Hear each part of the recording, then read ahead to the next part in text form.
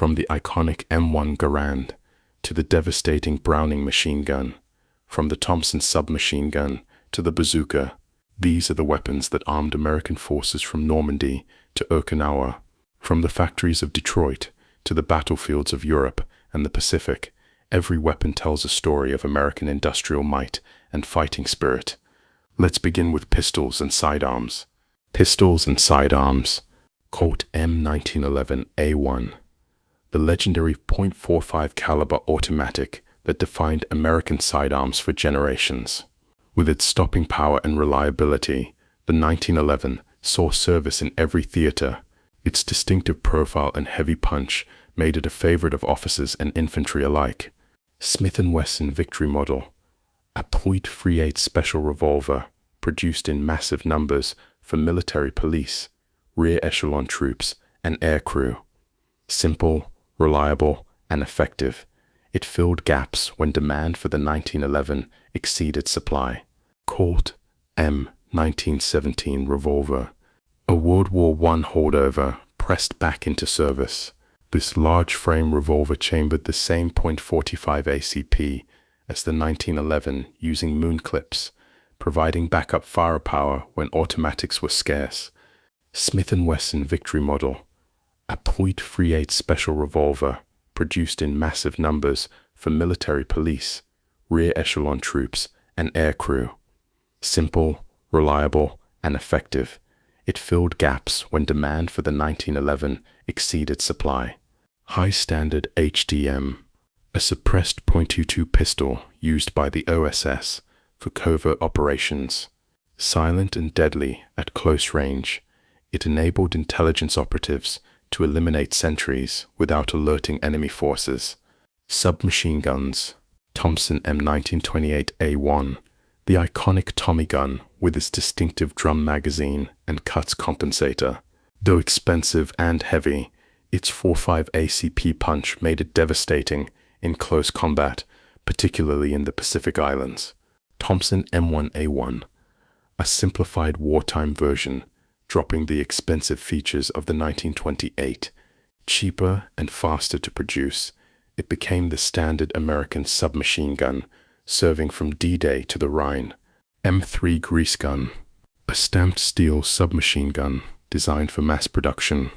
Ugly but effective, it was cheap, reliable, and easy to manufacture, gradually replacing the more expensive Thompson as the war progressed.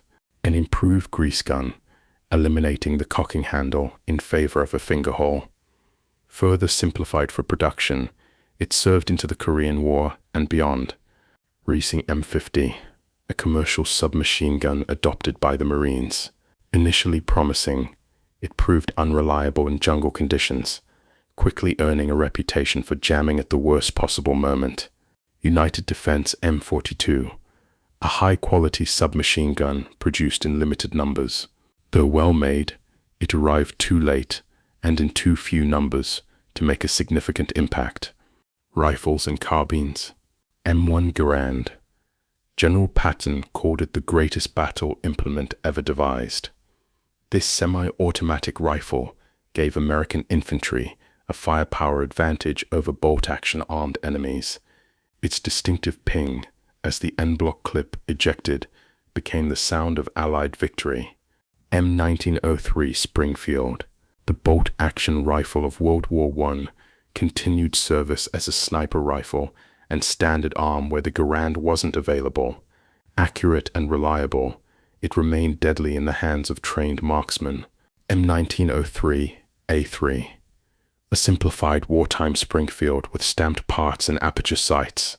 Faster and cheaper to produce, it served as a standard rifle early in the war before Garand production ramped up. The dedicated sniper variant, mounting a telescopic sight. American snipers used this accurate rifle to devastating effect, particularly in the Pacific, where jungle fighting favored precision shooting. M1917, Enfield, another World War I holdover. This British-designed, rifle-chambered, in 30-06, served with reserve and guard units early in the war, filling gaps until modern arms arrived. M1 Carbine, a lightweight semi-automatic carbine designed for officers, NCOs, and support troops. Firing an intermediate cartridge, it provided more firepower than a pistol, while being lighter than a Garand. M2 Carbine, a selective fire version capable of full automatic. Arriving late in the war, it provided submachine gun-like firepower in a rifle-sized package. M3 Carbine, an M2 variant, mounting an infrared night vision scope. This cutting-edge technology allowed American soldiers to see and fight in complete darkness. Machine guns, Browning Meme 1917, a water-cooled heavy machine gun from World War I. Though dated, its reliability and sustained fire capability kept it in service throughout the war in defensive positions. Browning M1919 A4, an air-cooled version of the 1917 design. Lighter and more mobile, it served as the standard medium machine gun on tripods in vehicles and aircraft throughout the war.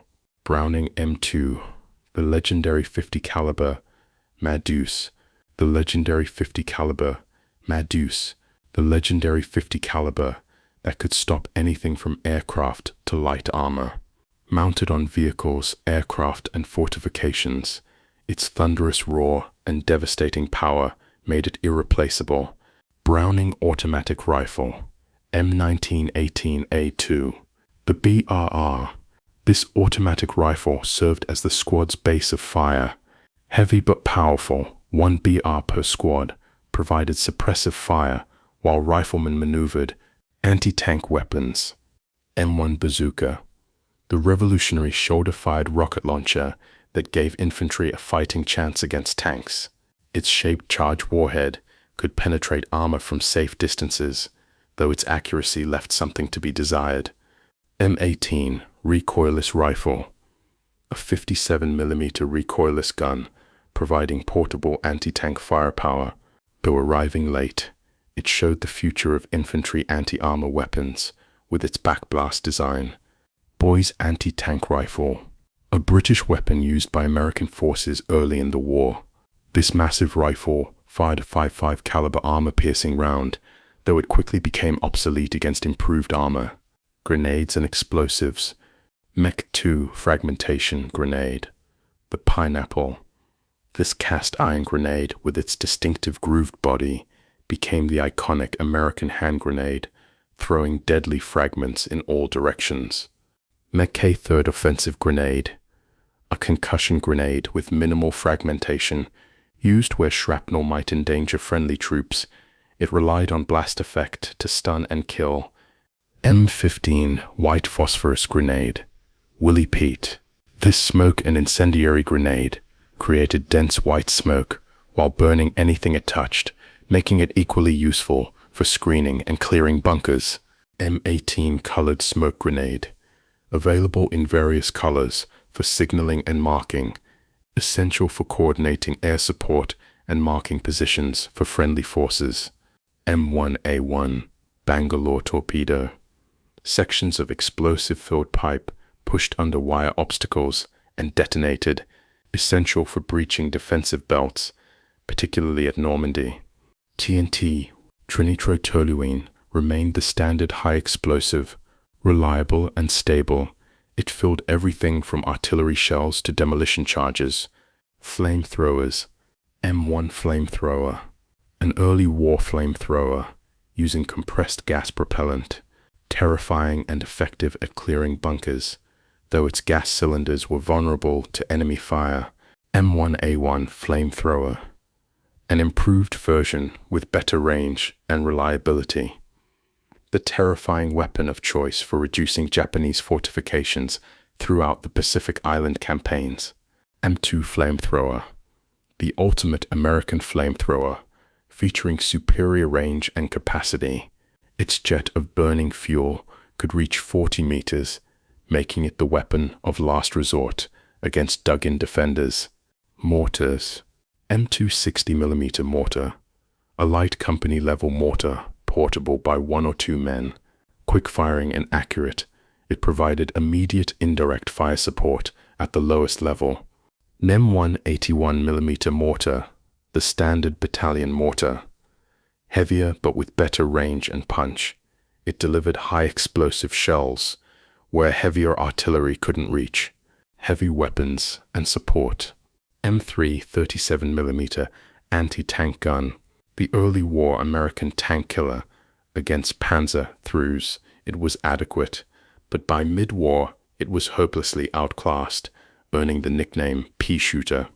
M5 3-inch anti-tank gun, a powerful towed anti-tank gun that could handle most German armor. Heavy and hard to maneuver, but its 3-inch shell could penetrate thick armor plates. M1 57mm anti-tank gun. Based on the British 6-pounder, this became the standard American towed anti-tank weapon. Effective against medium tanks, it struggled against late-war German heavies. Me 101 105mm howitzer, the iconic American field artillery piece. Accurate, reliable, and produced in massive numbers, it delivered the fire support that American infantry came to depend on. M2A1 105mm howitzer, a lighter carriage version of the M2 Open for airborne operations. Droppable by parachute, it gave paratroopers their own artillery support. M1 Hortzheim 55mm howitzer, a heavy howitzer providing divisional level fire support. Its large shells could devastate enemy positions and destroy fortifications. M1 155mm gun, a long-range artillery piece for counter-battery fire. Its flat trajectory and long range made it ideal for destroying enemy guns. M1 8-inch howitzer, a massive siege howitzer for reducing the toughest fortifications. Its enormous shells could collapse bunkers and level buildings. From the reliable M1 Garand to the devastating Browning machine guns, from the revolutionary bazooka to the iconic 1911 pistol, these weapons represented American industrial might and fighting spirit. They armed the greatest generation in their fight to liberate the world. This was every weapon used by U.S. forces in World War II.